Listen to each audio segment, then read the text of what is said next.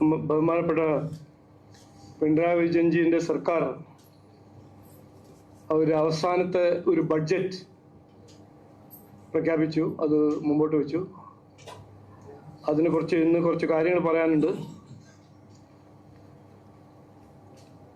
ഈ നാടിൻ്റെ സാധാരണ ജനങ്ങളെ ബാധിക്കുന്നത് ഇന്ന് 10 കൊല്ലം പിണറായി വിജയൻജിയുടെ സർക്കാർ ടേം കഴിയുമ്പോൾ ഇന്ന് ബാധിക്കുന്ന കാര്യങ്ങൾ എന്താണ്? രാജ്യത്തിൽ ഏറ്റവും കൂടുതൽ തൊഴിലില്ലായ്മ, രാജ്യത്തിൻ്റെ ഏറ്റവും ഭീകരമായ വിലക്കയറ്റം, തൊഴിലുണ്ടെങ്കിൽ സർക്കാർ ജീവനക്കാർക്ക് ശമ്പളം കിട്ടാത്തൊരു സ്ഥിതി, പെൻഷനർ ആണെങ്കിൽ 4-5-6 മാസമായി പെൻഷൻ കിട്ടാത്ത സ്ഥിതി, ജനങ്ങൾക്ക് അടിസ്ഥാന സൗകര്യങ്ങൾ ഇല്ലാത്തൊരു സ്ഥിതി, ആരോഗ്യ മേഖലയും വിദ്യാഭ്യാസ മേഖലയിൽ നിങ്ങൾ എല്ലാവരും കാണുന്ന സ്ഥിതി. ഇത് 10 കൊല്ലം എല്ലാം ശരിയാവും എന്ന് വാഗ്ദാനം കൊടുത്ത് ഭരിച്ച പിണറായി വിജയൻജിയുടെ അവസാനത്തെ ബഡ്ജറ്റിൽ ഇതിനെക്കുറിച്ച് ഒന്നും അദ്ദേഹമോ അദ്ദേഹത്തിൻ്റെ ധനകാര്യമന്ത്രി ഒന്നും പറയാനുണ്ടായിരുന്നില്ല. പക്ഷേ ഞാൻ എല്ലാവരെയും ഓർമ്മിപ്പിക്കുന്നു, ആരും മറന്നിട്ടില്ല എന്ന് എനിക്കൊരു നല്ല വിശ്വാസമുണ്ട്. ഇതുപോലെ തന്നെ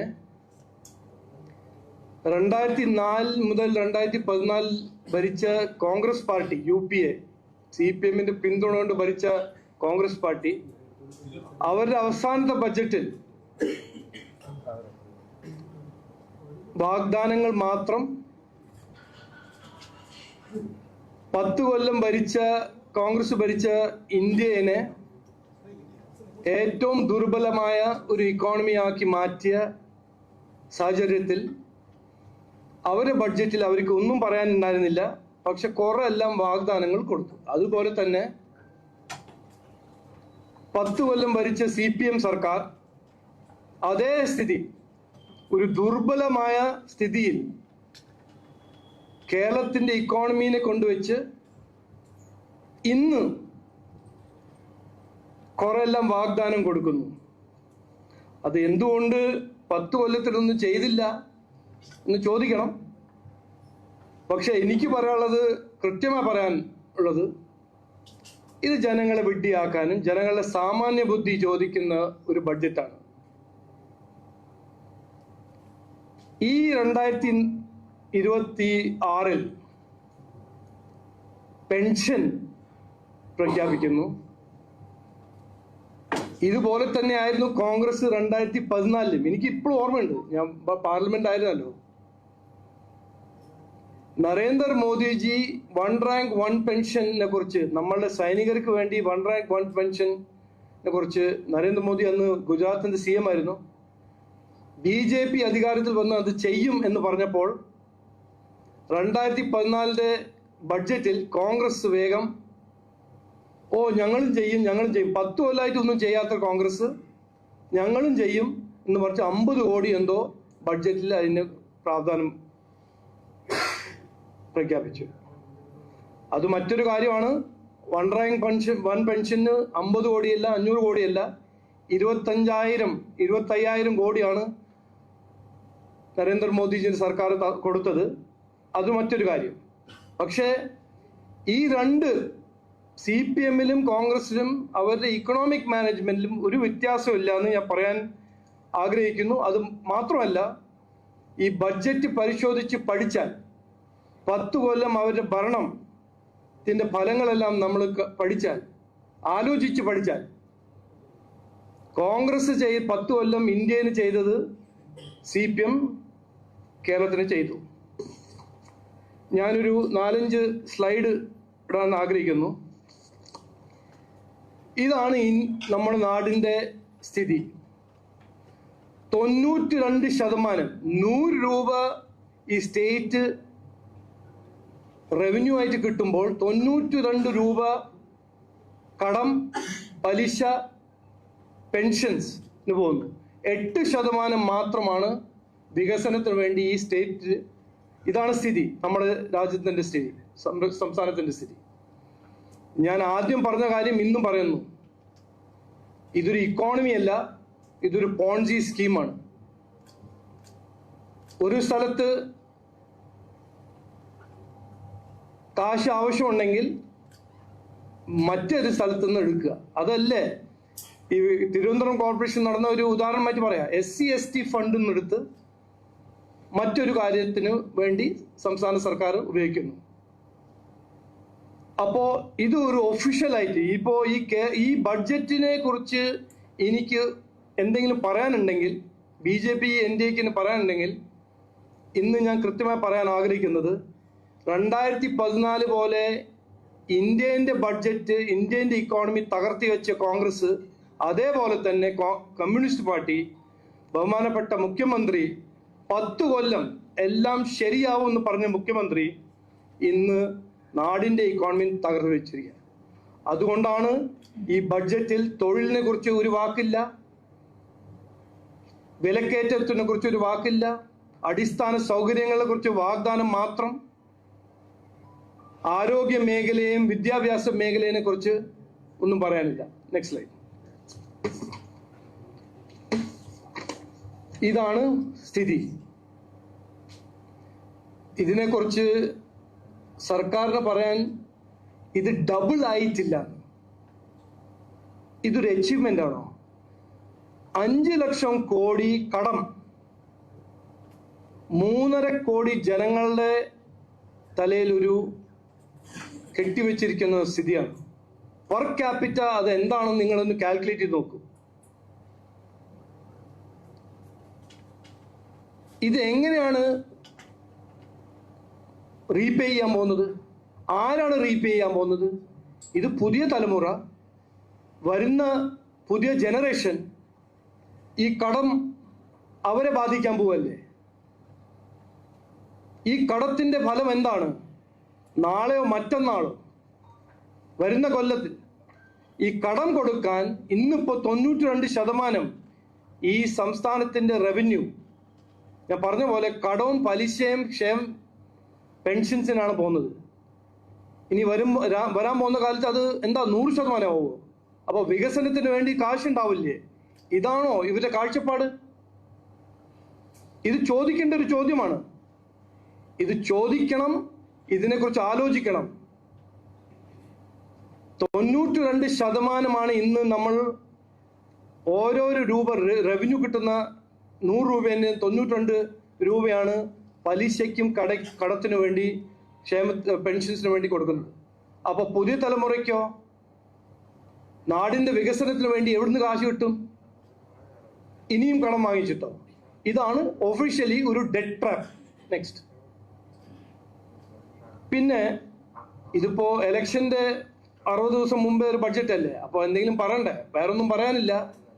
തൊഴിലിനെ കുറിച്ച് പറയാനില്ല, വിദ്യാഭ്യാസത്തിനെ കുറിച്ച് പറയാനില്ല, ആരോഗ്യ മേഖലയെ കുറിച്ച് പറയാനില്ല, വിലക്കയറ്റത്തെ കുറിച്ചും പറയാനില്ല. അപ്പൊ എന്താ പറയേണ്ടത്? സെൻട്രൽ ഗവൺമെന്റ് കാശ് തന്നിട്ടില്ല. ഇത് ആരെ വിഡ്ഢിയാക്കുന്നത്? ഇതല്ലേ സത്യം? 460% ഇൻക്രീസ്.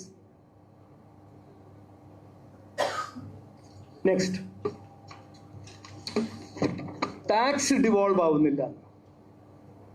ഇത് മറ്റൊരു ജനങ്ങളുടെ ശ്രദ്ധ തിരിക്കാൻ.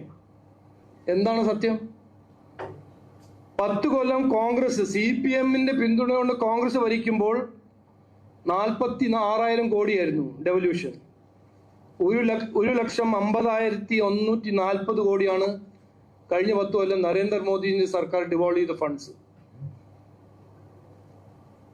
10 കൊല്ലം ബഹുമാനപ്പെട്ട മുഖ്യമന്ത്രി 22 ലക്ഷം കോടി ചെലവാക്കിയിട്ടുണ്ട്. 22 lakh crores. അത് എങ്ങോട്ട് പോയി? എവിടെ പോയി? എന്ത് ചെയ്തു? എന്തുകൊണ്ടാണ് ഇന്നും ഹോസ്പിറ്റൽസിൽ പേഷ്യൻസ് മരിക്കുന്നത്? എന്തുകൊണ്ട് കുടിവെള്ളം കോൺട്രാക്ടേഴ്സിന് കാശ് കിട്ടുന്നില്ല? എന്തുകൊണ്ട് പെൻഷൻ കിട്ടുന്നവർക്ക് 6-5 മാസം കഴിഞ്ഞിട്ടാണ് പെൻഷൻ കിട്ടുന്നത്? സർക്കാർ ജീവനക്കാർക്ക് ശമ്പളം സമയത്ത് കിട്ടുന്നില്ല. അപ്പൊ 22 ലക്ഷം കോടി എങ്ങോട്ട് പോയി?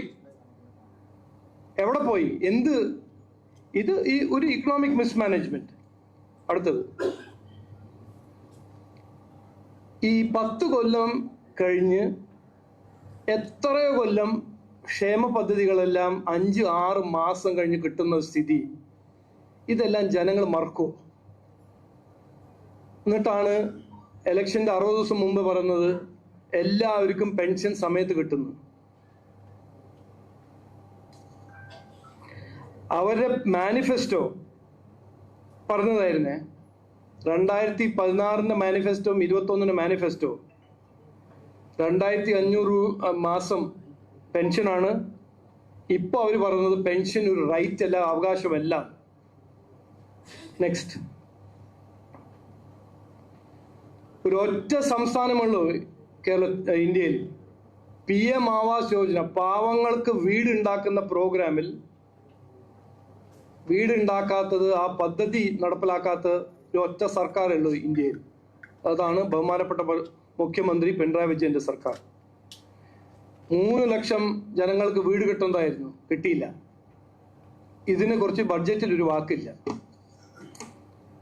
ഇത് മാത്രമല്ല, നിങ്ങൾക്ക് എല്ലാവർക്കും അറിയാം, PM ആയുഷ്മാൻ 70 വയസ്സിന് മേലെ പാവങ്ങൾക്ക് ഫ്രീ ആയിട്ട് ഒരു ഇൻഷുറൻസ് സ്കീം നടപ്പിലാക്കാത്ത ഒരു സർക്കാരാണ് പിണറായി വിജയൻജിന്റെ സർക്കാർ. അതിനെ കുറിച്ചൊരു വാക്ക് പറഞ്ഞില്ല ബഡ്ജറ്റിൽ. കുടിവെള്ളം, 32 ലക്ഷം വീട്ടുകൾ ഇന്നും കുടിവെള്ളമില്ല. 10 കൊല്ലം കഴിഞ്ഞു. 6000 കോടിന്റെ ഇന്നും പൈപ്പ് കോൺട്രാക്ടേഴ്സ്, കുടിവെള്ളം കോൺട്രാക്ടേഴ്സിന് കാശ് കൊടുത്തിട്ടില്ല. ഇന്നും രാജ്യത്തിൽ ഒരു ബോട്ടം ഹാഫിലാണ് കേരളത്തിന്റെ കുടിവെള്ള കവറേജ്. 55.54% ആണ് കുടിവെള്ളം കവറേജ്. ജൽജീവൻ മിഷന്റെ പ്രോഗ്രാം, ഞാൻ മന്ത്രിയായിരുന്നു ജൽജീവൻ മിഷന്റെ, അപ്പോൾ ഇതിനെക്കുറിച്ച് എനിക്ക് കൃത്യമായി അറിയാം. പിന്നെ ഇതിനെക്കുറിച്ചും ബഡ്ജറ്റിൽ ഒരു വാക്കില്ല. റബ്ബർ സപ്പോർട്ട് പ്രൈസ്, ആരായിരുന്നു മാനിഫെസ്റ്റോയിൽ പറഞ്ഞത് 250 രൂപ budget support price, minimum support price കൊടുക്കുന്നു? എല്ലാം ശരിയാവുമെന്ന് പറഞ്ഞ CPM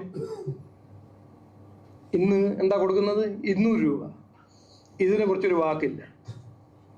നെക്സ്റ്റ്, KSRTC നോക്കൂ. KSRTC ജീവനക്കാർ, എനിക്ക് പേഴ്സണലായിട്ട് അറിയാം. 2 കൊല്ലമായിട്ട് ഞാൻ അവരുടെ പരാതിയും അവരുടെ കംപ്ലൈൻസ് എല്ലാം എനിക്ക് കിട്ടിയിട്ടുണ്ട്. 5-6 മാസം കഴിഞ്ഞിട്ട് ശമ്പളം.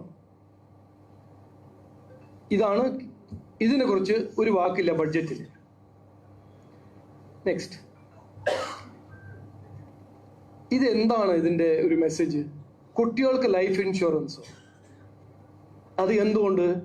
അപ്പൊ ശിവൻകുട്ടി ജി, നമ്മുടെ ബഹുമാനപ്പെട്ട വിദ്യാഭ്യാസ മന്ത്രി, 75% സ്കൂള് സുരക്ഷിതമല്ല എന്ന് പറയുമ്പോൾ കുട്ടികൾക്ക് ലൈഫ് ഇൻഷുറൻസ് കൊടുക്കാനാണോ ഇത്? എന്തുകൊണ്ട് സ്കൂളിനെ നന്നാക്കുന്നില്ല?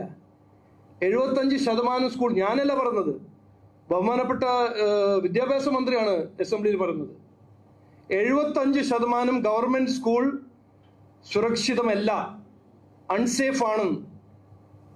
അതുകൊണ്ടാണോ ലൈഫ് ഇൻഷുറൻസ് കുട്ടികൾക്ക് കൊടുക്കുന്നത്? ഞാൻ ചോദിക്കുന്നു, അത് ക്ലാരിഫൈ ചെയ്യട്ടെ. Next, MNREGA fraud. ഇത് എന്തിനാണ് ജനങ്ങളെ വിഡ്ഢിയാക്കാൻ ഒരു ശ്രമം? 10 കൊല്ലം ഭരിച്ചു, നിങ്ങൾ ചെയ്ത കാര്യങ്ങളൊന്ന് പറയൂ. ഇത് എല്ലാ സ്ലൈഡിലും 10 കൊല്ലം ഭരിച്ച CPM എന്ത് ചെയ്തു എന്ന് പറയാൻ ആഗ്രഹിക്കും. ഫ്രോഡ് നിങ്ങൾക്ക് എല്ലാവർക്കും അറിയാം. 1000 കോടിക്കണക്കിലാണ് ഫ്രോഡ് നടത്തിയിരിക്കുന്നത്. JCB കൊണ്ട് പണി ചെയ്യുക, എന്നിട്ട് ജനങ്ങളുടെ പേരിൽ കാശെടുക്കുക. അത് റിഫോം ചെയ്യുമ്പോൾ, അത് നിർത്തുമ്പോൾ, അതിനു വേണ്ടി ഒരു പുതിയ പദ്ധതി കൊണ്ടുവരുമ്പോൾ അതൊരു പ്രചരണമായിട്ട് മൻരേഗ ഞങ്ങൾ ബാധിക്കുന്നു, ഞങ്ങൾ അത് നിർത്താൻ നോക്കുന്നു. നെക്സ്റ്റ്,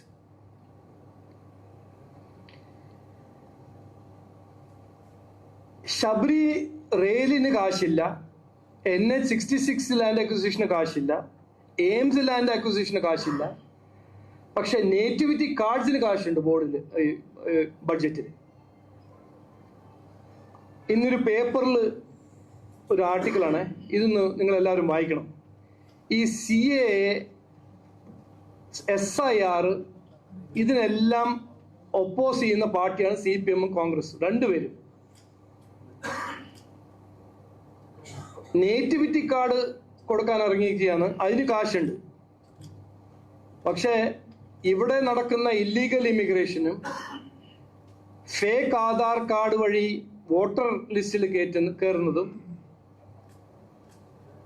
ഇതിനെ കുറിച്ച് ഒന്നും പറയാനില്ല.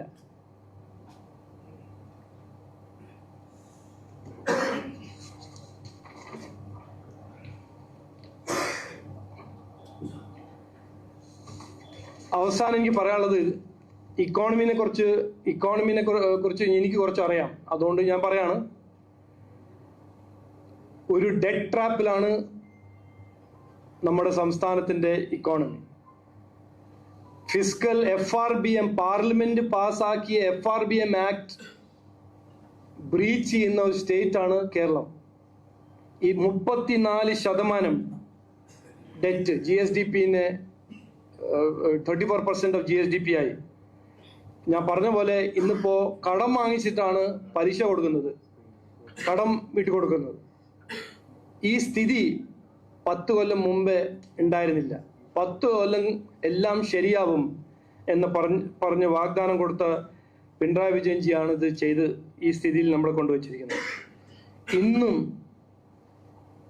വെൽഫെയറിന്റെ പേരിൽ എത്രയോ വാഗ്ദാനം കൊടുക്കുന്ന CPM-ഉം കോൺഗ്രസ് പാർട്ടിയും ഇതിനെക്കുറിച്ച് ഒരു ഉത്തരം തരണം. കോൺഗ്രസിന്റെ പേര് ഞാൻ എന്താണ് ഞാൻ എടുക്കുന്നത്? പ്രതിപക്ഷ പാർട്ടിയിൽ 10 കൊല്ലമായിട്ട് ഇരുന്ന കോൺഗ്രസ് പാർട്ടിയായിരുന്നു. ഇതിനെക്കുറിച്ച് ഒരു വാക്കും അസംബ്ലിയിൽ പറഞ്ഞിട്ടില്ല. ഈ കടത്തിനെ കുറിച്ചോ വെൽഫെയർ സബോട്ടാജിനെ കുറിച്ചോ, പിന്നെ ഈ അവസാനം ഈ പ്രചരണം, ജനങ്ങളെ ശ്രദ്ധ തിരിക്കാനും ജനങ്ങളെ വെട്ടിയാക്കാൻ നോക്കുന്ന ഈ ഇലക്ഷന് മുമ്പ് ഒരു തന്ത്രം. സെൻട്രൽ ഗവൺമെന്റ് ഇത് തരുന്നില്ല, അത് തന്നില്ല, അതുകൊണ്ടാണ് നാടിന്റെ സ്ഥിതി ഇങ്ങനത്തെ സ്ഥിതി. നാടിന്റെ സ്ഥിതി ശരിയല്ല എന്ന് അവരെന്നെ സമ്മതിക്കുന്നു. അതിന്റെ കാരണം 10 കൊല്ലം ഞാൻ ഒരു മടിയില്ലാണ്ട് പറയുന്നു, 10 കൊല്ലം ഇവിടെ നടന്ന കഴിവില്ലായ്മയും അഴിമതിയും കുറ്റകരമായ അനാസ്ഥയാണ്. ആ ഒരു ഭരണത്തിനെ മാറ്റാൻ സമയം ഈ ഇലക്ഷനിൽ ജനങ്ങൾ അത് തീരുമാനിച്ച് ഈ ഭരണത്തിന് മാറ്റും എന്ന് എനിക്ക് 100% ഉറപ്പുണ്ട്. ഇത് പറഞ്ഞ് വാക്ക് ചുരുക്കുന്നു. നമസ്കാരം.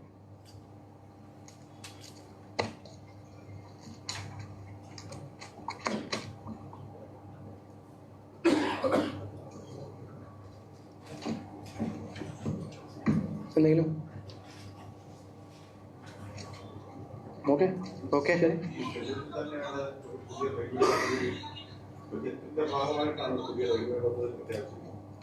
കേന്ദ്ര സ്വീകരണവുമായി ബന്ധപ്പെട്ട് വേറെ പദ്ധതി ഇത് പാർട്ടിയോട് ആലോചിച്ചിട്ടാണോ ഈ കേന്ദ്ര പദ്ധതി പങ്കെടുക്കുന്നത്? ഈ വിഭാഗത്തിൽ പാർട്ടിയുടെ നിലപാട്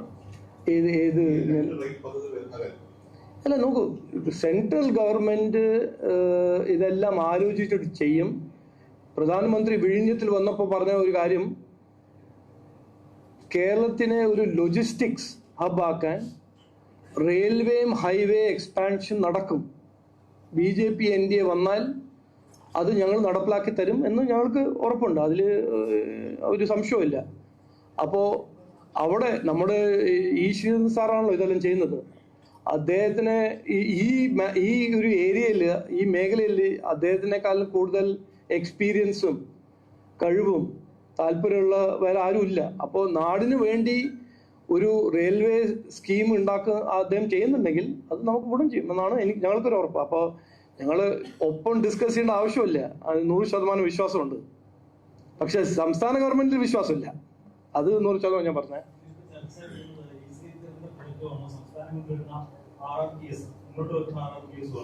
അല്ലെങ്കിൽ മറ്റ് കേന്ദ്ര സർക്കാർ പറയുന്ന ഏതെങ്കിലും പദ്ധതികളോ ഏതാണ് അധികാരം നടപ്പിക്കുന്നത്?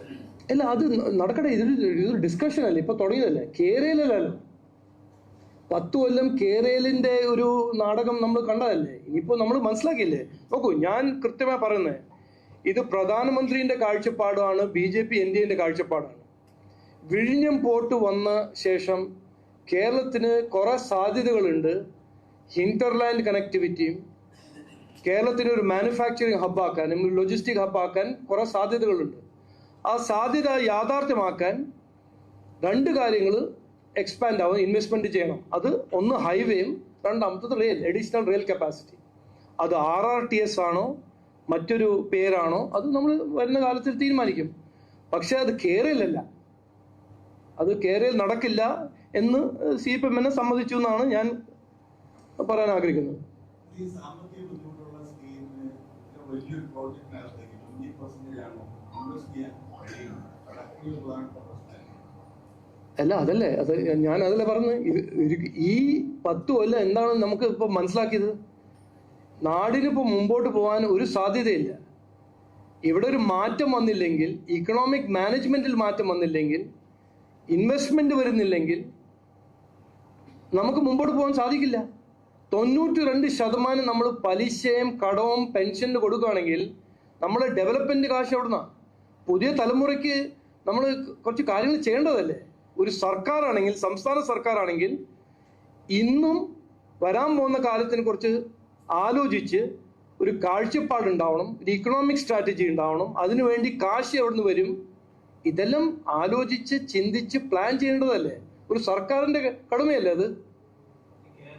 അതൊന്നും ചെയ്യാണ്ട് ഒരു കംപ്ലീറ്റ് ഫ്ലോപ്പ് ഒരു പോൺജി സ്കീം കൊണ്ടുവന്ന് ഇപ്പൊ ചോദിക്കുമ്പോൾ ആദ്യം ആൾക്കാർ, സാധാരണക്കാർ ചോദിക്കുന്നുണ്ടല്ലോ, എന്തുകൊണ്ട് എന്റെ ക്ഷേമ പദ്ധതി, എന്റെ പെൻഷൻ 5 മാസം ഡിലേ ആവുന്നു ചോദിക്കുന്നുണ്ടല്ലോ. സാധാരണ ജീവനക്കാർ ചോദിക്കുന്നുണ്ടല്ലോ, എന്റെ സാലറി എന്താണ് 5 മാസം 3 മാസം കഴിഞ്ഞിട്ട് എത്തുന്നത് ചോദിക്കുമ്പോൾ സെൻട്രൽ ഗവൺമെന്റ്. ഇത് ചോദിച്ച ചോദ്യം 100% കറക്റ്റാണ്. നമുക്ക് വികസനം വേണമെങ്കിൽ, നമുക്ക് ഇൻവെസ്റ്റ്മെന്റ്, അടിസ്ഥാന സൗകര്യങ്ങളിൽ ഇൻവെസ്റ്റ്മെന്റ്, നിക്ഷേപം വേണമെങ്കിൽ ഇങ്ങനത്തെ ഒരു political ideology, anti investment ideology, anti entrepreneur ideology നമ്മളെ ബാധിക്കും. ഇതിനെ മാറ്റിയേ പറ്റൂ. അതുകൊണ്ടാണ് BJP NDAക്ക് മാത്രം ഇത് ചെയ്യാൻ പറ്റുന്ന എനിക്ക് പറയാൻ ഒരു മടിയില്ല. ഇത് കോൺഗ്രസിനും ചെയ്യാൻ പറ്റില്ല. കാരണം കോൺഗ്രസിന് നല്ല ഒരു എക്കോണമിക് കൊടുത്തതാണ് 23-ല് കർണാടകയിൽ. അവരെന്താണ് ചെയ്യുന്നത് അവിടെ? 10 കൊല്ലം ഭരിച്ചത് കോൺഗ്രസ് അല്ലേ ഇന്ത്യനെ? എന്ത് ചെയ്തു? അപ്പോ ഇത് ഞങ്ങളുടെ ഒരു ക്രെഡിബിലിറ്റി ക്വാളിഫിക്കേഷൻ ആണ്. ഇക്കണോമിക് മാനേജ്മെന്റ് ദുർബലമായ ഇക്കോണമിയെ മാറ്റി ശക്തമായ ഇക്കോണമി ആക്കാൻ BJP NDAക്ക് മാത്രമേ കഴിയുള്ളൂ. അത് നരേന്ദ്രമോദിജി കാണിച്ചു തന്നതാണ് കഴിഞ്ഞ 11 കൊല്ലം. അതിന് സംസ്ഥാന സർക്കാർ ഈ സ്ഥലം ഏറ്റെടുത്ത് ഏകദേശം 6000 കോടിയോളം രൂപ നൽകേണ്ടി വന്നു എന്നതാണ് പറയുന്നത്. അപ്പോൾ തന്നെ വിഴിഞ്ഞം പദ്ധതിയുമായി ബന്ധപ്പെട്ട് BGF മാത്രമാണ് നൽകിയിരുന്നത്. പക്ഷേ BGF അടിസ്ഥാനത്തിൽ തിരിച്ചടക്കുന്ന കരാറായിട്ടാണ് ഉണ്ടാക്കുകയും ചെയ്തത്. അങ്ങനെ ഒരു വികസന സംസ്ഥാനം കൊണ്ടുവരുന്നവർ കൂടെ കേന്ദ്രം നിർത്തുന്നില്ല എന്നതാണ് സംസ്ഥാന സർക്കാർ. അല്ല, വിഴിഞ്ഞത്തിൽ കാശ് കൊടുത്തല്ലോ കേന്ദ്ര സർക്കാർ. നാഷണൽ ഹൈവേ എത്ര ലക്ഷം കോടിയാണ് ഇൻവെസ്റ്റ് ചെയ്യുന്നത്? അല്ല, നോക്കൂ, ഒരു മിനിറ്റ്. ഒരു സംസ്ഥാനത്തിന്റെ ജനങ്ങളെ സേവിക്കാൻ ആരാണ് പ്രധാനപ്പെട്ട ഒരു ഉത്തരവാദിത്വം? സംസ്ഥാന സർക്കാരിന്റെ അല്ലേ? അല്ല, ഞാൻ ഉത്തരം തരില്ല. അല്ല, നോക്കൂ, നിങ്ങൾ ഒരു സംസ്ഥാന സർക്കാർ മിസ്മാനേജ് ചെയ്യുമ്പോൾ സെൻട്രൽ ഗവൺമെന്റിന് അങ്ങനെ ഒരു ഉത്തരവാദിത്വം ഇല്ല. നിങ്ങൾ മിസ്മാനേജ് ചെയ്തോളൂ, ഞങ്ങൾ കാശ് തരാം. അങ്ങനെ ഒരു ഉത്തരവാദിത്വമോ ഒരു കടമ എവിടെ എഴുതിയിട്ടില്ല. നിങ്ങൾ നിങ്ങളുടെ കാര്യങ്ങൾ ചെയ്താൽ സെൻട്രൽ ഗവൺമെന്റ് നിങ്ങളെ സഹായിക്കും, പിന്തുണ തരും. അത് നരേന്ദ്രമോദിജി എത്രയോ സംസ്ഥാനത്തിൽ ചെയ്യുന്നതാണ് സർക്കാർ. പക്ഷെ ഇവിടെ എന്താ നടക്കുന്നത്? ഇവിടുത്തെ സംസ്ഥാന സർക്കാർ ഇവിടുത്തെ ഇക്കോണമിയെ തകർത്ത് വെച്ച ഒരു സ്ഥിതിയല്ലേ. ഇവിടെ ആർക്കെങ്കിലും ഒരു ഇൻവെസ്റ്റ്മെന്റ് കൊണ്ടുവരാൻ ഇന്ന് ധൈര്യമുണ്ടോ? കഴിഞ്ഞ 10 കൊല്ലം നടന്നില്ലല്ലോ. എന്തുകൊണ്ട് നടന്നില്ല? ഇൻവെസ്റ്റ്മെന്റ് വന്നില്ലെങ്കിൽ ഞാൻ ബഹുമാനത്തോട് എല്ലാവരും പറയാം, ഞാൻ ഒരു പണ്ഡിറ്റല്ല, ഞാൻ എന്നും പറയാം സാമാന്യ ബുദ്ധി. നിക്ഷേപം വന്നില്ലെങ്കിൽ പിന്നെ എങ്ങനെയാണ് ഇക്കണോമിക് ആക്ടിവിറ്റി ഉണ്ടാവുക? ഇക്കണോമിക് ആക്ടിവിറ്റി വഴിയല്ലേ തൊഴിലവസരങ്ങളെല്ലാം സൃഷ്ടിക്കുക. ഇതൊന്നും നടക്കില്ല, ഇതൊന്നും ചെയ്യില്ല. 92% ബഡ്ജറ്റിന്റെ റവന്യൂ പോകുന്നത് ഡെറ്റ് സർവീസും ക്ഷേമ പദ്ധതിക്കാണ്. പിന്നെ എങ്ങനെയാണ്? പിന്നെ VGF അങ്ങനെ സംസ്ഥാന സർക്കാരിന് അത്ര ഒരു കഴിവും ധൈര്യവും കപ്പാസിറ്റി ഉണ്ടെങ്കിൽ എന്തിനാണ് VGF ചോദിക്കുന്നത്? വിഴിഞ്ഞം ആരെയാണ് ഗുണം ചെയ്യാൻ പോകുന്നത്? വിഴിഞ്ഞം പോർട്ട് ചെയ്യുന്നത് ഗുണം ആർക്കാണ്? കേരളത്തിനല്ലേ? കേരളത്തിന് യുവാക്കൾക്കല്ലേ? കേരളത്തിന് ബിസിനസ്സിനല്ലേ? അപ്പോ അവരല്ലേ അതിന് പിന്തുണ കൊടുക്കേണ്ടത് 100%? അത് ചെയ്യാണ്ട് സെൻട്രൽ ഗവൺമെന്റ് സഹായവും വേണം. പിന്നെ സഹായം തന്നതിന് അതിന്റെ സ്ട്രക്ചറും തീരുമാനിക്കേണ്ടത് ഇവിടുത്തെ മുഖ്യമന്ത്രിയാണോ? അതൊന്നും നടക്കില്ല. അത് നോക്ക്, ഇതെല്ലാം ഇതൊരു പ്രചരണമല്ല, ഇങ്ങനെ പറഞ്ഞു നടക്കട്ടെ. അതിങ്ങനെ ഈ ഇലക്ഷന് ജനങ്ങൾ തീരുമാനിക്കും. ഇത് 10 കൊല്ലം ഒരേ ഒരു സ്റ്റക്ക് റെക്കോർഡ് പോലെ ഇവിടുന്ന് കിട്ടുന്നില്ല. പിന്നെ ഞാൻ സത്യം ഇപ്പൊ കാണിച്ചു തന്നല്ലോ, 22 ലക്ഷം കോടി എവിടെ പോയി? 10 കൊല്ലം 22 ലക്ഷം കോടിയാണ് ചെലവാക്കിയിരിക്കുന്നത് ജനങ്ങളുടെ പേരില്. ഇന്ന് പിന്നെ എന്തിനാണ് തൊഴിലില്ലാത്ത ഏറ്റവും കൂടുതൽ തൊഴിലില്ലായ്മത്തെ സ്റ്റേറ്റ്? ഏറ്റവും കൂടുതൽ വിലക്കയറ്റം എന്തുകൊണ്ടാണ് ഈ സ്റ്റേറ്റിൽ? അത് സെൻട്രൽ ഗവൺമെന്റിന്റെ ഉത്തരവാദിത്വമാണോ? പിന്നെ എന്തിനാണ് ബഹുമാനപ്പെട്ട മുഖ്യമന്ത്രി ആയിട്ട് ഇരിക്കുന്നത്?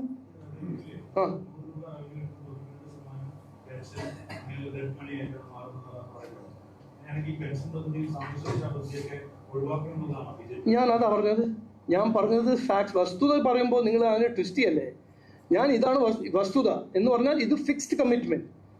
Pension plus debt service 92%. പിന്നെ ബാക്കിയുള്ളത് എന്താ? 8%.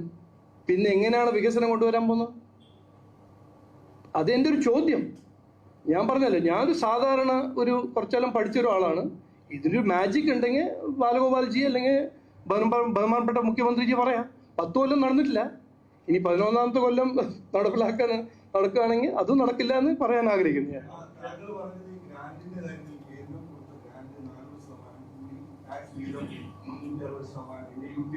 അത് ഫാക്റ്റാണ്, വസ്തുതയാണ് ഞാൻ പറഞ്ഞത്.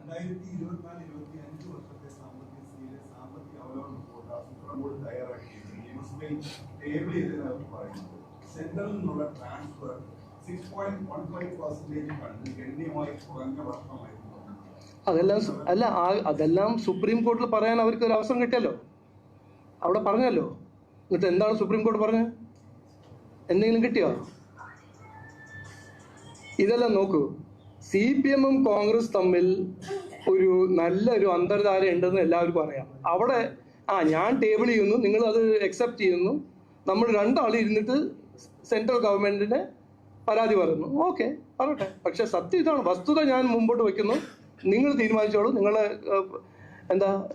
പ്രേക്ഷകർ നിങ്ങൾ TV-യിലും ന്യൂസ് പേപ്പറെല്ലാം വായിച്ച് തീരുമാനിക്കട്ടെ.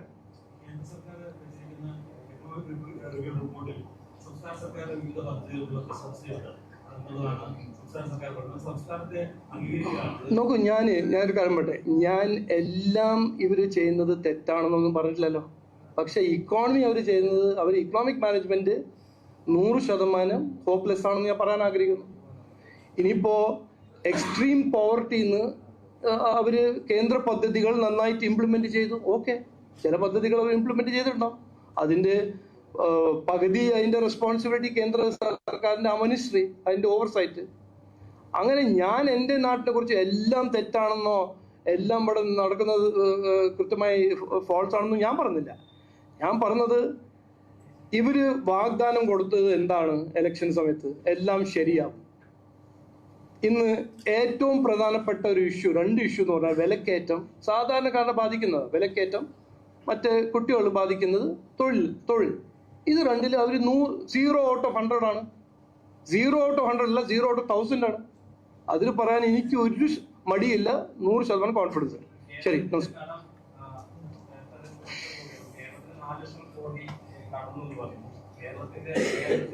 അത് നല്ല ചോദ്യം.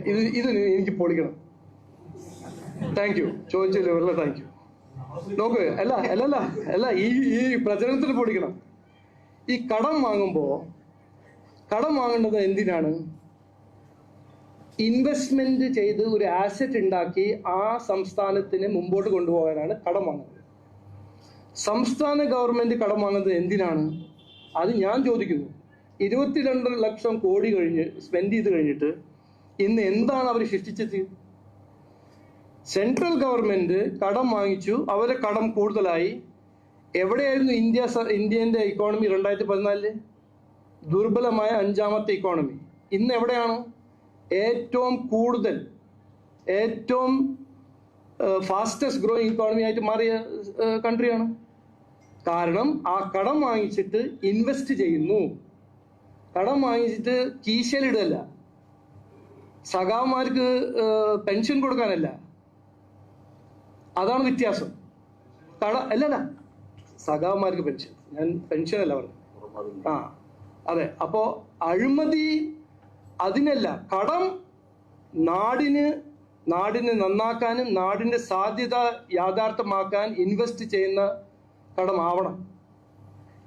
ഞാൻ കൃത്യമായി പറയാൻ ആഗ്രഹിക്കുന്നു, BJP NDA സർക്കാരിലുണ്ടെങ്കിൽ, അത് എവിടെ നോക്കിയാലും, UP യിലുണ്ടെങ്കിലും എവിടെ നോക്കിയാലും കടമെടുക്കും, നോ ഇഷ്യൂസ്. പക്ഷെ കടം എടുത്തിട്ട് എന്താ ചെയ്യുന്നത്?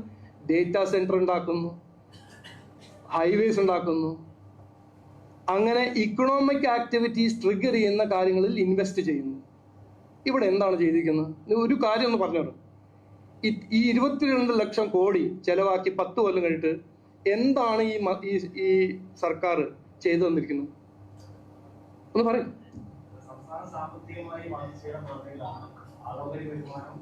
അല്ല, തൊഴിലും വിലക്കയറ്റം ഡിപ്പാർട്ട്മെന്റില് അവര് എന്ത് ചെയ്തു? പറയൂ. ഒന്നും ചെയ്തിട്ടില്ല.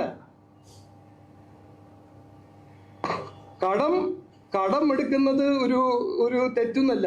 കടം എങ്ങനെയാണ് ഉപയോഗിക്കുന്നതാണ്, അതാണ് കഴിവ് അല്ലെങ്കിൽ കഴിവില്ലായ്മ. അതാണ് താല്പര്യം, അല്ലെങ്കിൽ എന്താണ് നിങ്ങളുടെ ഒബ്ജക്റ്റ്. ഇവരെ കടം വാങ്ങിച്ചിട്ട്, കർണാടകയിലും കടം വാങ്ങുന്നുണ്ടല്ലോ. കടം വാങ്ങിച്ചിട്ട് ആരുടെ കീശയിലാണ് പോകുന്നത്? DK ശിവകുമാറിന്റെ കീശയിലാണ് പോകുന്നത്. അതല്ല കടം വാങ്ങിച്ചിട്ട് ചെയ്യേണ്ടത്. ജനങ്ങളുടെ ജീവിതത്തിൽ വ്യത്യാസം കൊണ്ടുവരണം, ജനങ്ങൾക്ക് തൊഴിൽ കൊടുക്കണം, ജനങ്ങളുടെ വിലക്കയറ്റം പരിഹരിക്കണം. ഇതാണ് കടമെടുത്ത് ഭരിക്കുന്ന ഒരു സർക്കാരിന്റെ ഒരു കടമ. ഓക്കെ. അഭിമുഖത്തിനകത്ത് കേരളത്തിൽ ഫൈറ്റ് നടക്കാൻ പോകുന്നത് UDF BJP തമ്മിലാണ് മുരളീധരൻ പറയുന്നത് UDF BJP CPM സഖ്യം തമ്മിലാണ്.